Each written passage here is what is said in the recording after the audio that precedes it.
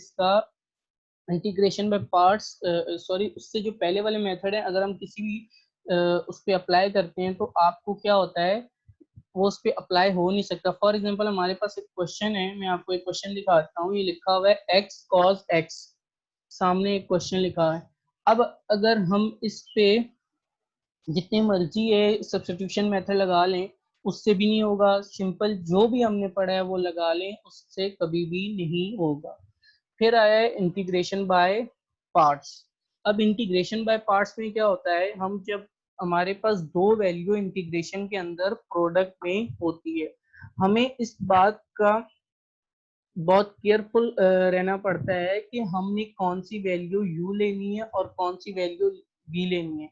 Students, यहाँ पे आपने जो पढ़ा था वो था u इंटीग्रेशन ऑफ v, फिर आपने डेरिवेटिव किसका किया था, u का किया था, फिर इंटीग्रेशन v, फिर फादर इंटीग्रल, इस तरह किया था।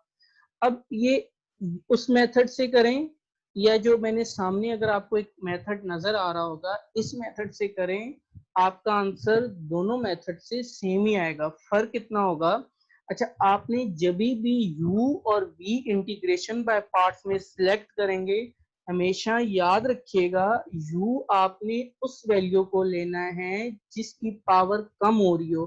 कैसे? क्योंकि वो इंटीग्रेशन में जाके वो आपका सॉरी डेरिवेटिव में जाके वो वैल्यू आपकी क्या हो जाती है, वैनिश हो जाती है, कम हो जाती है, रिड्यूस हो जाती है। और इंटीग्रेशन क्या करता है, उसी पावर को बढ़ा देता है। इसकी मैं एक एग्जांपल कैसे देता हूँ, अगर मैं यहाँ पे जो आपको क्वेश्चन नजर आ रहा है एक्स कॉस एक्स नजर आ रहा है dx के साथ, अगर मैं x को इंटीग्रेशन में ले लूं और cos x को डेरिवेटिव में ले लूं, देखो फंक्शन, ट्रिग्नोमेट्रिक फंक्शन में कोई फर्क तो पड़ेगा नहीं, चाहे मैं उसका डेरिवेटिव लूं या इंटीग्रेशन लूं, वो तो फंक्शन चेंज होके दोबारा मेरे को वही दे देगा। कॉस है तो इंटीग्रेशन उसकी साइन दे देगा, अगर मैं कॉस का डेरिवेटिव भी करूं तो माइनस साइन एक्स दे देगा, उसने यही करना है। अगर मैं यही चीज डेरिवेटिव के अंदर x के लिए करता हूं, x इंटीग्रेशन में जाके क्या करेगा, उसकी पावर को बढ़ाएगा। और अगर यही मैं x जो है आपका डेरिवेटिव करता हूं तो वो उसकी पावर को कम कर देगा। एक बात। अब जब ये नया मेथड मैं आपको बताता हूँ किस तरह इन्होंने इसको यूज करना होता है। आपके पास दो वैल्यू होती हैं, u होता है v होता है, u का डेरिवेटिव करो, dv की इंटीग्रेशन करो। आपने u किसको सिलेक्ट करना है, जिसका डेरिवेटिव करना हो उसको u लीजिएगा, जिसका इंटीग्रेशन करना हो उसको v लीजिएगा। फॉर एग्जांपल यहाँ पे आपको मैं एक बता दूं कि यहाँ पे जिस तरह एक लिखा हुआ है x cos x, यहाँ पे x को ले लिया u, अगर मैं इसका डेरिवेटिव करूं तो मुझे क्या मिलेगा, du upon dx। Both side अगर इंटीग्रेशन करूं, x का डेरिवेटिव क्या हो जाता है, 1 हो जाता है, dx यहाँ पे डिवाइड है, उधर जाके मल्टीप्लाई हो जाएगा, तो ये बन जाएगा 1 डॉट dx आ जाएगा।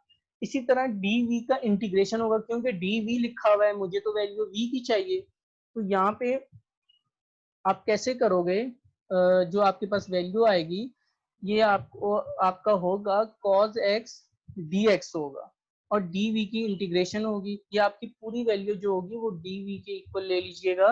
तो अब आपने इसका कर देना है, इंटीग्रेशन कर देना है। जब आप इसका इंटीग्रेशन करेंगे, यहाँ पे लिखा भी हुआ है x cos x dx equals to u dv, जो आपका x होगा वो किसके इक्वल आ जाएगा, u के इक्वल आ जाएगा, और जो cos x dx होगा वो वैल्यू किसके इक्वल आ जाएगी, dv के इक्वल आ जाएगी। अब हमने इंटीग्रेट करना है cos x का, जब मैं इंटीग्रेट करूंगा तो वो कितना बन जाएगा, sin x बन जाएगा। अब मेरे पास u की भी वैल्यू आ गई, v की भी वैल्यू आ गई, du की भी वैल्यू आ गई। अब आपने, अगर आपको ऊपर ये इंटीग्रेशन बाय पार्ट्स का फार्मूला नजर आ रहा है, जब आप इसके अंदर पुट कीजिएगे, पुट करोगे, तो आपके पास कुछ इस तरह का बन जाएगा x sin x, ये u dot p minus sin x dx। अब sin x क्या होता है, cos x हो जाता है, ये हो जाएगा प्लस c हो जाएगा। ये आपका पहला क्वेश्चन सॉल्व हो जाएगा इंटीग्रेशन बाय पार्ट्स के जरिए। x e की पावर x dx नजर आ रहा है। अब फिर से वही आपने क्या करना होगा, पहले तो आप याद रखिएगा u और जो आपकी v होती है उसकी सिलेक्शन आपने देख के करनी होगी। आपने वो u सिलेक्ट करना होगा जिसकी पावर रिड्यूस हो जाए। अगर मैं x को u लेता हूँ तो इसकी पहले तो सबसे पहले आप x e की पावर x dx किसकी इक्वल ले लेंगे, u dv के इक्वल ले लेंगे। जो u होगा वो तो आपका डेरिवेटिव हो जाएगा, जो dv होगा वो किसकी इक्वल हो जाएगा, e की पावर x dx के इक्वल हो जाएगा। जब मैं u का डेरिवेटिव करूंगा तो वो किसकी इक्वल आ जाएगा, 1 dx के। अच्छा, एक का डेरिवेटिव करना है, जो जो दूसरा होगा उसकी इंटीग्रेशन करनी है। dv तो मेरे पास है, लेकिन आपको क्या चाहिए, v चाहिए। तो v के लिए आपको v को रिमूव करने के लिए आप क्या करोगे, इंटीग्रेट करोगे। जब इंटीग्रेट करोगे तो e की पावर x आ जाएगा। अब नेक्स्ट स्टेप में आप क्या करोगे स्टूडेंट्स, यहाँ पे वैल्यू सब्स्टिट्यूट करके x e की पावर x आपने करना होगा और v du करना होगा। तो e की पावर x dx पुट करने के बाद आपने क्या करना है, e की पावर x कर लें। e की पावर x की इंटीग्रेशन तो e की पावर x सेम रहती है, उसमें कोई फर्क तो आएगा ही नहीं। और साथ में क्या आ जाएगा, प्लस का c आ जाएगा। तो ये आपका क्या हो जाएगा, सेकेंड